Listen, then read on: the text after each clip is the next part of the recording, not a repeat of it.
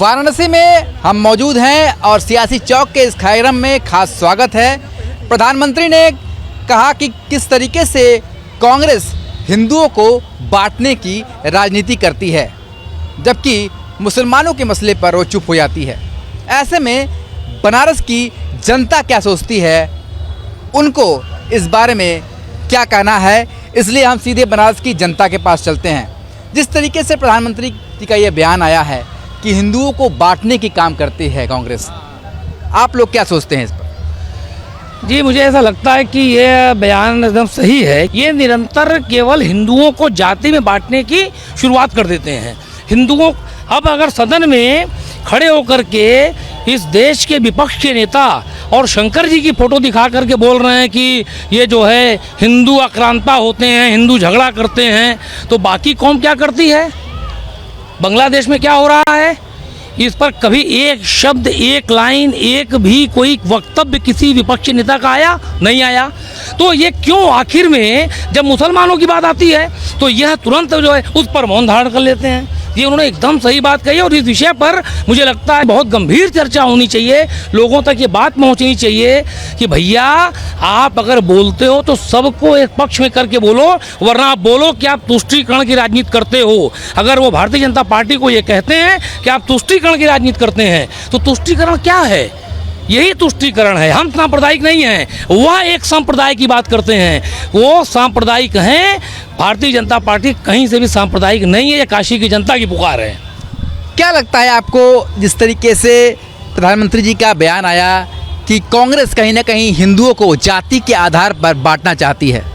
कांग्रेस शुरू से ही जाति के आधार पर ही बांटने का प्रयास करती है। हमेशा आप देखिए, चाहे वो नेहरू जी हो, चाहे कोई भी हो, गांधी जी हो, ये शुरुआत चला रहा है। आप बंगाल चले जाइए, उन दिनों नोआखाली वाला किस्सा, उस समय भी यही था, जातियों में ही बांटा जा रहा था। क्या लगता है आपको कि जिस तरीके से जातियों पर बांटने की बात होती है, प्रधानमंत्री जी कहते हैं कि मुसलमानों की जब बात आती है तो कांग्रेस चुप हो जाती है, क्या दिखाई देता है आपको? प्रधानमंत्री जी सही कहते हैं और विपक्ष ने ही तो कहा था जिसकी जितनी भागीदारी उसकी उतनी हिस्सेदारी। तो अगर इन्होंने ऐसी बात कही है तो ये साफ साफ प्रूफ होता है कि जो प्रधानमंत्री जी कह रहे हैं वो सही है और इसमें कहीं से गलत नहीं है कि विपक्ष हमेशा इस बात को बांटती है कि आप डबल एक जाति से हट के आइए आप, ताकि वो वोटों का तुष्टीकरण कर सकें, ताकि उसको डिवाइड कर सके कि हिंदू आपस में अलग अलग बट जाएं और वो एक तरह से डिवाइड होकर अपने वोटों का तुष्टीकरण कर पाएँ। ये जाहिर सी बात है, ये विपक्ष हमेशा इस तरह का काम करती है और प्रधानमंत्री ने सही कहा है। तो बनारस की जनता मानती है कि उनके सांसद और देश के प्रधानमंत्री कहीं ना कहीं बिल्कुल सही बात कहते हैं। क्या लगता है भाई साहब आपको कि जिस तरीके से ये बयान आया प्रधानमंत्री जी का कि कांग्रेस हिंदुओं को जाति के आधार पर बांटने का काम करती है, ऐसा आपको लगता है? देखिए सर, मोदी जी तो शुरू से सबका साथ सबका विश्वास यही किए, राशन भी सबको बांटे, मकान भी सबको दिए, उन्होंने कभी कोई भेदभाव नहीं किया। लेकिन चुनाव में क्या हुआ इस बार 2024 में? सीधे सीधे वोट जिहाद था, दिखा भाई। खाली एक आदमी हाथ बढ़ाते रहे। अभी आप कश्मीर का देखिए रिजल्ट, कितना खर्चा किया गया, ट्रेनें नहीं थी, कोई विकास नहीं था, स्कूलें नहीं थे, कितना उन्होंने किया। एक कैंडिडेट जीता क्या? खाली एक पक्षी हो रहा है। मोदी जी खाली आगे बढ़ते रहें, देते रहें, आप लेते रहो, ठीक है ना। बाकी जो भी मोदी जी कहे हैं सही कहे हैं, ठीक है।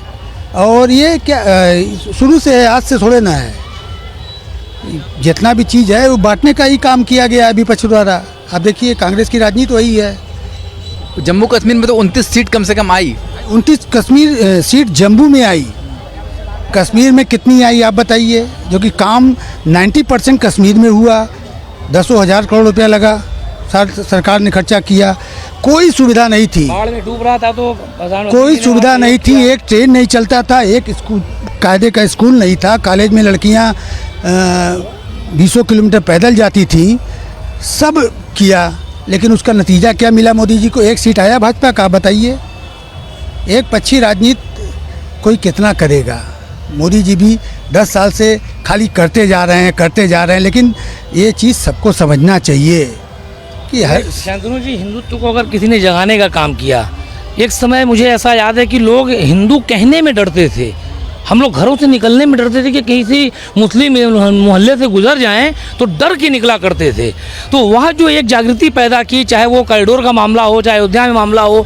देखिए, चुनाव जीतना हारना ये एक अलग विषय है, लेकिन जो हिंदुत्व को जगाने का काम किया, चाहे उज्जैन का कॉरिडोर हो, तो जितना भी मोदी जी ने काम किया वह बिना किसी दलगत राजनीति के, बिना किसी भेदभाव के पूरे समाज के लिए किया, पूरे देश के लिए किया। और आज विश्वनाथ धाम है, मैं आपको बता दूं, बाहर जाके दुकानें देख लीजिए, सैकड़ों दुकानें हैं जिसमें मुस्लिम पक्ष के लोग लाभान्वित हो रहे हैं। उसमें हम लोग कहीं कमेंट नहीं करते, लेकिन अगर किसी मुस्लिम मोहल्ले में अगर हिंदू कमाने लगेगा तो उनके पेट में दर्द होने लगेगा।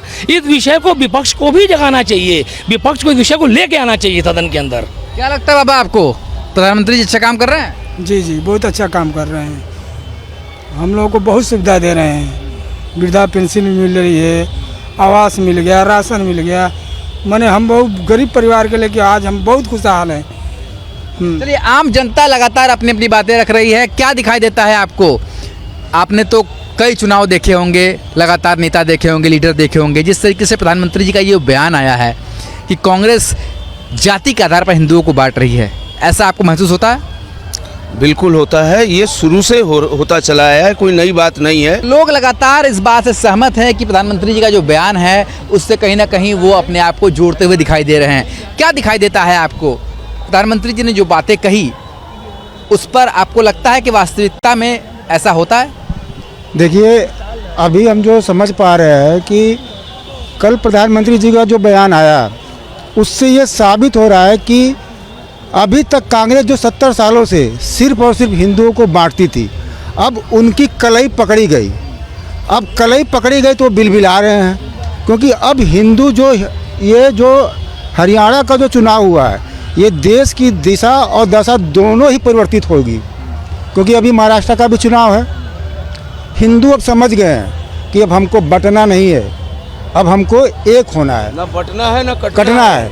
क्योंकि देखिए, हम लोग भी आज से हमारे बाप दादा थे तो पहले हम लोग सुनते आते थे कि ये फलाने, लेकिन अब जो ये 10-5 सालों में जो आया है, हिंदुओं में ये भावना आई है, ये हिंदू है।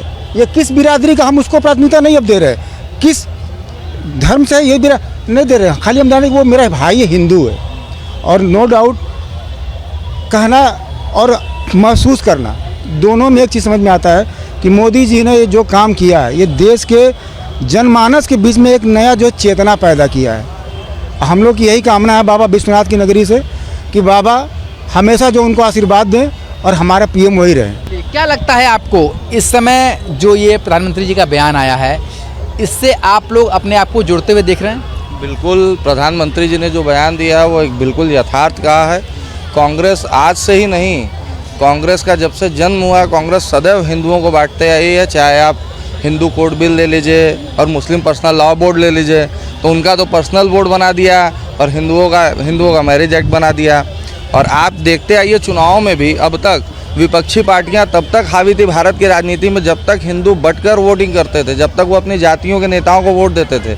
जब से हिंदुओं ने संगठित होकर एक विचारधारा को और अपनी हिंदुत्व की विचारधारा की ओर वोट डालना शुरू किया है, तब से आप देखिए राजनीतिक परिदृश्य किस तरीके से चेंज हुआ है।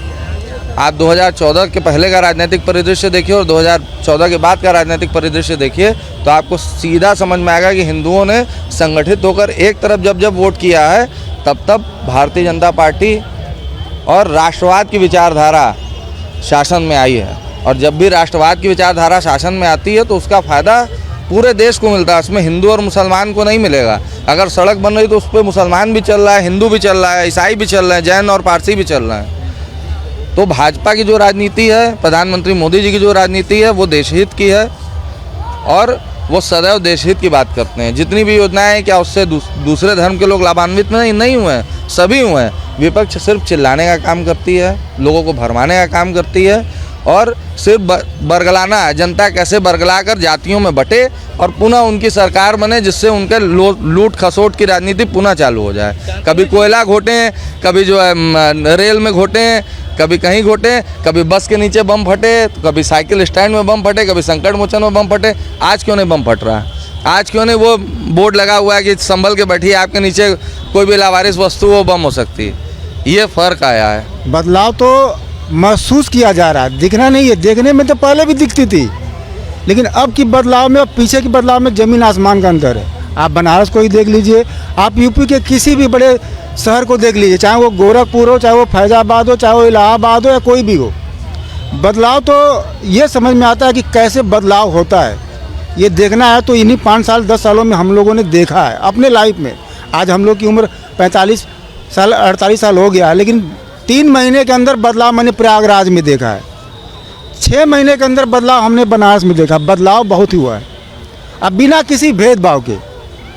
तो जो एक्चुअल में बदलाव है वो इस शासन में हुआ है। हाँ, जो बांटने का काम करती थी वो अब कांग्रेस की हम बार बार कर रहे हैं, अब उनकी कलई पकड़ गई है। अब उनका कोई पैतरा चल नहीं पा रहा है, और उनके जो भी पैतरे हैं वो सब पुराने हैं। उनको अब समझना होगा कि ये पहले वाली भोली भाली जनता नहीं रह गई, ये अब स्मार्ट युग की स्मार्ट जनता है। आपको भी लगता है कि अब जनता सब समझ रही है? बिल्कुल समझ रही है। जनता तो अब एकदम जागरूक हो गई है कि अब हमको एक होकर ही रहना है। अगर एक होकर नहीं रहेंगे तो फिर बांग्लादेश की तरह कटेंगे। अब कटना तो ये आम जनता है, और ये वो जनता है जो प्रधानमंत्री के बयान के साथ खुद को भी देख रही है, और उनका साफ तौर पर मानना है कि राजनीति अपनी जगह पर होनी चाहिए, पर जिस तरीके से प्रधानमंत्री जी ने सबका साथ सबका विकास का वादा किया था वो धरातल पर दिख रहा है, और ऐसे में वो प्रधानमंत्री के इस बयान से बिल्कुल सहमत नजर आ रहे हैं। वीडियो जर्नलिस्ट शिवम मिश्रा के साथ सुशांत मुखर्जी, न्यूज़ 8 वाराणसी।